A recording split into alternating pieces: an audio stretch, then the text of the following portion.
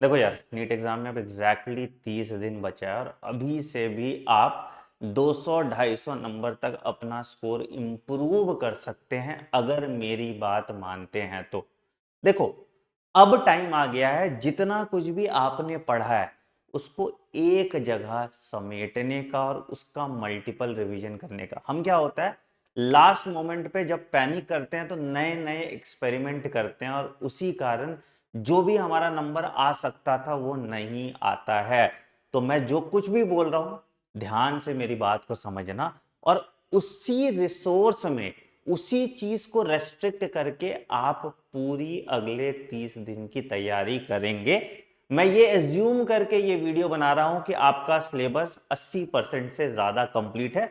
अगर आप अभी मॉक टेस्ट में 300 से कम स्कोर कर रहे हैं तो ये वीडियो आपके लिए नहीं है। आपके लिए मैं एक अलग से वीडियो बना लूंगा। बट जो लोग 300 से ज्यादा स्कोर कर रहे हैं, 350, 400, 450, 500 पे हैं, उनके लिए ये स्ट्रेटेजी कारगर होगी। तो अगर आप 300 से कम स्कोर कर रहे हैं डाल दीजिएगा कमेंट सेक्शन में बिलो 300। देखेंगे अगर ज्यादा बच्चे होंगे तो मैं उनके लिए अलग से लास्ट 30 डेज वीडियोस बना दूंगा। चलिए मुद्दे की बात पे आते हैं कि आखिर के 30 दिन में आपको करना क्या है। अब ज्यादातर बच्चों से मैं बोलूंगा तो बोले कि हाँ सर, एक बार एनसीईआरटी फिर से रिवाइज कर लें, एक बार पीवाईक्यू फिर से पढ़ लें, मॉक टेस्ट 30 लगा दें, ये जेई के पीवाईक्यू कर लें, ऐसे कर लें वैसे कर लें। बट वो एक गलत अप्रोच होता है। बेटा देखो क्या होता है, सिंपल सा चीज है कि हमारा ब्रेन का एक फिक्स बैंडविड्थ है एंड जो एग्जाम के last that is your first में टू थर्ड में आप जितना चीज रिवाइज कर पाएंगे या जितना चीज पूरा पढ़ पाएंगे उतना ही आप रिटेन कर पाएंगे। उसका भी 90% ही रिटेन कर पाते हैं, बाकी ऐसे निकल जाता है। तो ये कैसे डिसाइड करूं मैं कि मैं फर्स्ट में से थर्ड में तक क्या रिवाइज करूं, वो सवाल आता है। अब तुम बोलोगे अरे सर पूरा कुछ ही तो रिवाइज हो सकता है 1 से 3 तक। बिल्कुल नहीं हो सकता। अगर पूरा आप रिवाइज करोगे तो आप सुपरफिशियली रिवाइज करोगे और आपके नंबर नहीं बढ़ेंगे। तो उसका एक प्रूवन कारगर टेक्निक है जो हर टॉपर फॉलो करता है। वो ये है कि सिंपल सा चीज है, ठीक है। क्या सर? आपको सबसे पहला काम, स्टेप नंबर 1, आपने अभी तक जितने भी पार्ट टेस्ट और फुल टेस्ट दिए, अगर आपने नहीं दिए तो अलग बात है, तो फिर मैं अलग चीज बताऊंगा। बट अगर आप तक अपने जितने भी पार्ट टेस्ट और फुल टेस्ट दिए हैं उन पार्ट टेस्ट और फुल टेस्ट को निकालिए, ठीक है। जो भी क्वेश्चन आपसे नहीं बना होगा, आपने उसको कहीं ब्लॉक किया होगा, गोल लगाया होगा, कुछ किया होगा, ठीक है, उन क्वेश्चन को, जो भी थ्योरी है और उसके अराउंड जो भी थ्योरी है, जैसे मान लो कि प्रेजेंटेशन पे कोई सवाल है, ठीक है, तो प्रेजेंटेशन के किसी एग्जाइल प्रेजेंटेशन पे पूछा, बट तुमको सारे प्रेजेंटेशन का थ्योरी उसको एक जगह लिख लीजिए, ठीक है। सारे पार्ट टेस्ट, फुल टेस्ट, या आपने कोई क्वेश्चन बैंक किया होगा टॉपिक वाइज या यूनिट वाइज, ठीक है। तो पहला तो ये कि इसके अराउंड का थ्योरी आप लिख लीजिए जो आपसे नहीं बना, ठीक है। जब आप इसका थ्योरी लिखोगे तो आपको वीक टॉपिक ऑटोमेटिकली आइडेंटिफाई हो जाएगा, ठीक है।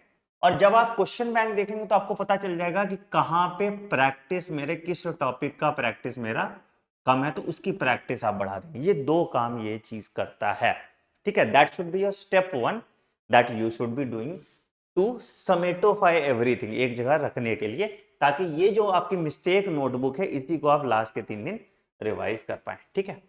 दूसरा काम जो आपको करना है, आपको पीवाईक्यूज उठानी है लास्ट 30 ईयर्स। ऑब्वियसली आप सब में से सब ने पीवाईक्यू किया होगा, ठीक है। बट मैंने एक ट्रेंड देखा, पता है, और ये टॉपर्स के बारे में बता रहा हूं मैं। मैंने क्या किया, अपने रेसिडेंशियल कैंपस में ऐसे ही रैंडमली नीट 2024 का पीवाईक्यू उठा के दे दिया, पूरा पेपर। गेस करो हाईएस्ट मार्क्स कितने थे? हाईएस्ट मार्क्स 656 ही था। आइडियली पीवाईक्यू तो तुमने पूरा सॉल्व किया है, वो भी 2024 का है, तो आइडियली तो तुमको 700 प्लस नंबर आना चाहिए। बट सेम दिक्कत, सेम गलतियां बच्चों ने किया। क्यों? क्योंकि उनकी रिवीजन अच्छी नहीं है। ये एक्सपेरिमेंट खुद के साथ भी करके देखो, नीट 2025, 24, 23 कोई भी पेपर उठा के देखो और देखो तुम्हारे कितने नंबर आते हैं, तो तुम्हें समझ में आ जाएगा। बस इतना किया था मैंने कि 3 घंटे का पेपर दिया था, 3 घंटे 20 मिनट के बदले। एनीवे, ठीक है। तो ये पीवाईक्यू इसलिए इंपॉर्टेंट है। तो पीवाईक्यू क्या करोगे तुम? लास्ट 30 ईयर्स की पीवाईक्यू देखोगे, ठीक है। अब पीवाईक्यू में कुछ तुमको बहुत अच्छे गुड क्वेश्चन, अतरंगी क्वेश्चन दिखेंगे, ठीक है, उन क्वेश्चन को अलग कर लो।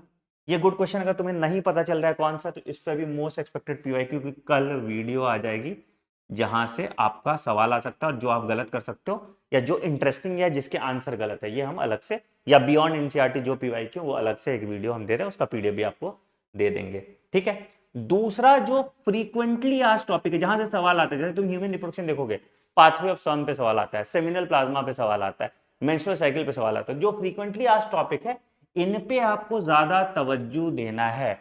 मैंने एक वीडियो बनाया था जिसमें मैंने बताया था कि आजकल के टेस्ट सीरीज में क्या हो रहा है, घुसे हुए चीज पे ज्यादा सवाल आ रहा है, जो फ्रीक्वेंटली आज टॉपिक है जिसमें 90% सवाल आएगा उसका कोई प्रैक्टिस ही नहीं करा रहा, तो वहां तो तुम गलती कर सकते हो। तो इस पे तुमको बहुत ज्यादा बहुत ज्यादा बहुत ज्यादा बहुत ज्यादा बहुत ज्यादा टाइम देना है। और कुछ जो तुम्हारे बियॉन्ड एनसीईआरटी है, जो पीवाईक्यू में आ गया है, जैसे लैम्ब्रस पॉलिटीन क्रोमोसोम है ना, या ऑल्ट्रेशन ऑफ जनरेशन, तो इन सब को भी आपको एक जगह सेग्रीगेट करके रखना है, तब जाके तुम्हारा फाइनल रिवीजन मॉड्यूल बनेगा, ठीक है। ये तो हो गई बायोलॉजी, ऑर्गेनिक और इनऑर्गेनिक केमिस्ट्री की बात, ठीक है। ये सेम पैटर्न है बायो के लिए, ऑर्गेनिक के लिए और इनऑर्गेनिक के लिए, ठीक है। अब फिजिकल में क्या करेंगे सर? फिजिकल में सिंपल है सर, आपको सिंपल अप्रोच है कि टाइप्स ऑफ क्वेश्चन, जैसे मान लो कि पीवाईक्यू उठाया मैंने, कैसे क्वेश्चन आए, कौन सा फॉर्मूला लगा और उसका क्या अप्रोच था, और ऐसे क्वेश्चन पे क्या कोई शॉर्टकट लग सकता है। तो पीवाईक्यू के थ्रू आप सारा फॉर्मूला शीट और अप्रोच, मतलब टाइप्स ऑफ क्वेश्चन, ये बना लीजिए फॉर फिजिकल केमिस्ट्री और फिजिक्स के लिए, ठीक है। इससे क्या होगा, जिस बच्चों को फिजिक्स में अभी नंबर नहीं आ रहे, वो सिर्फ पीवाईक्यू और उसके बैकग्राउंड का फॉर्मूला कर लेगा तो भी 120 नंबर तक यहां पहुंच जाएगा। This is the tried and tested method. And साथ के साथ एक काम आपको करना है, अभी कम से कम 20 फुल सिलेबस मॉक टेस्ट